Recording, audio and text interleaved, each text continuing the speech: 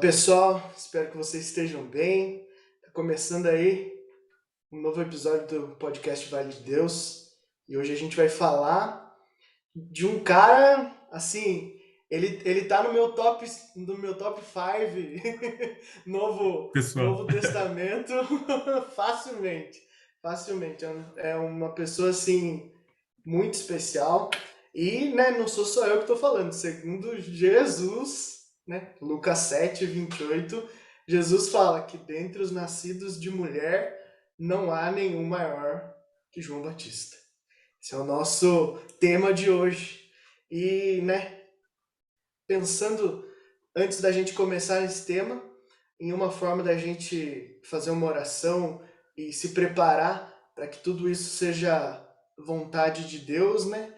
Que o Senhor nos acompanhe do play ao pause, em nome do Pai, do Do Filho, Filho e do do Espírito Espírito Santo. Santo. Amém.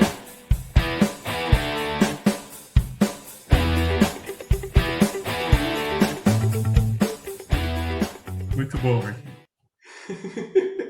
E aí, pensando nessa coisa de João Batista para fazer o nosso tema e escrever, eu comecei a, né, lembrei de uma coisa que a gente até já tinha falado em um podcast anterior. João Batista é o primeiro, vamos dizer assim, fora Jesus e Maria, né, que nasce sem o pecado original. Ele é, diferentemente dos dois, concebido com o pecado original. É importante que isso fique claro, mas é bom frisar que ele nasceu sem o pecado original, porque quando Maria chega na casa de Isabel e a saúda, a criança pula no ventre de Isabel, e nesse momento o pecado original é perdoado, né? Jesus perdoa o pecado original. Então João Batista já nasce em estado de graça. Ele nasce pronto para salvação, vamos dizer assim, né? E isso é interessante. Até eu estava pensando a respeito disso, e a infância de João Batista, assim como a gente falou da infância de Jesus nos episódios de Natal, não deve ter sido fácil, porque eles tinham 6 meses de diferença. Então, a mesma perseguição que Jesus sofreu, Ele João sofreu Batista também. sofreu também. João Batista também teve que fugir. E aí eu fico pensando, isso explica algumas coisas.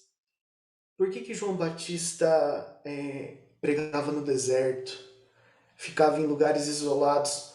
Porque é muito provável que parte da infância dele ele passou isolado.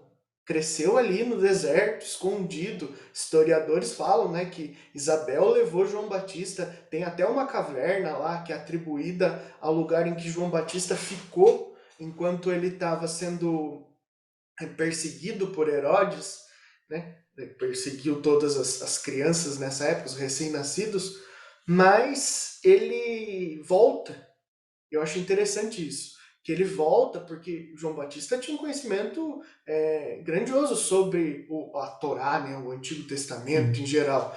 Então ele volta para estudar, para ter acesso a esses conteúdos, para falar disso, mas a hora que a coisa aperta na vida de João Batista, que ele não se sente dentro daquela sociedade, acho que foi muito isso. João Batista tentou, assim como Jesus, um tempo crescer ali, naquela comunidade judaica, tentou fazer parte daquilo, só que ele percebeu que ele não se encaixava. E quando a gente não se sente bem, a gente tem que voltar para algum lugar, né? Uhum. Voltar para onde a gente se sentia bem. E aí ele volta para o deserto. Então essa primeira partezinha de infância de João Batista no deserto deve ter sido muito significativa para a vida dele. Eu vejo ele como uma pessoa que se virava muito bem com os próprios pensamentos, sabe? Isso é interessante para a gente aplicar para a nossa vida, porque o viver sozinho tem isso. Você não tem ninguém ali para você conversar na maioria do tempo. Apesar de João Batista ter suas grandes pregações e tudo mais, eu vejo isso como eventos. No dia a dia, a vida de João Batista devia ser uma vida reclusa ali. Era ele e os animais no deserto, ele e os seus próprios pensamentos. E isso é um ensinamento para nós, né? Como é que você vê aí, Cris, esse começo da vida de João Batista? Legal. Que bom falar com você, Marquinho. Mais uma vez. Estava com Igualmente. saudade. Pois é, Saudade dos nossos papos. verdade. Muito bom. João Batista, nossa, que cara excepcional para a gente começar o ano falando, né? É um cara, um modelo a se seguir, alguém a se espelhar, né? Alguém que espera a todo instante um Jesus que vai chegar e, independente de qualquer coisa, ele vai continuar falando, continuar pregando, continuar esperando, né? É o cara que vai lá e faz, né? João Batista é o cara que foi lá e fez, anunciou mesmo, independente de qualquer coisa, porque eu acredito que a relação dele com Jesus tenha sido muito próxima, né? Ao ponto dele falar assim: "Ei, e aí, quando que vai acontecer?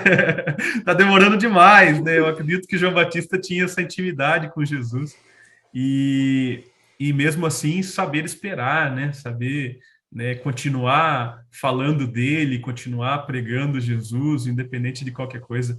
Então, eu acredito que João Batista é um cara para você tentar seguir, assim, tentar ser igual, né? Porque é um bom exemplo de seguidor de Jesus Cristo, sem dúvida. Infância, nossa, eu acho que a infância dele foi incrível, incrível. Porque, primeiro que ele foi o primeiro de fora, né, a ficar tão contente por ver Jesus que deu um salto na barriga, né, da sua mãe, de Isabel, né? Então, imagine a tamanha felicidade, a tamanha ansiedade de conhecer, de ver, de perceber esse Jesus. Hoje eu escutei um relato do Rodrigo, arqueólogo, né, Rodrigo Silva, ele explicava bastante sobre isso. Daí ele diz, né, alguns historiadores dizem que Lucas deu uma fantasiada nessa hora aí que de fato não aconteceu. Mas depois, né, ele explicando que outros estudiosos, né, falam não, isso é totalmente provável, totalmente possível, né, dada as pessoas envolvidas, mas dado também a psicologia pré-natal, e aí um termo que eu não conhecia, existe um campo da psicologia que estuda, inclusive, o bebê, né, o feto, né, ainda dentro da barriga da mãe, né, como alguém pensante, né, como uma criatura que pensa, que sente, que reage às condições internas, mas também externas, né? E aí eu falo que isso é bem provável mesmo, porque, né, eu como pai falava na barriga da prima minha esposa, né, na maternidade das minhas filhas, né, na gravidez das minhas filhas, e por diversas vezes eu falando próximo da barriga, via um chute, via uma gesticulação, alguma movimentação aí. Então, 100% É provável e possível ter totalmente acontecido. possível. É totalmente possível. E eu acredito que mais ainda, né? Pô, é Jesus que está ali, né, meu? Meu João Deus. Batista falou assim: nossa, se eu não chamar a atenção dele daqui de dentro de alguma forma, como que eu faço? Eu acho que é nesse sentido aí que ele deu um pulo de alegria e de surpresa ao ver Jesus, né?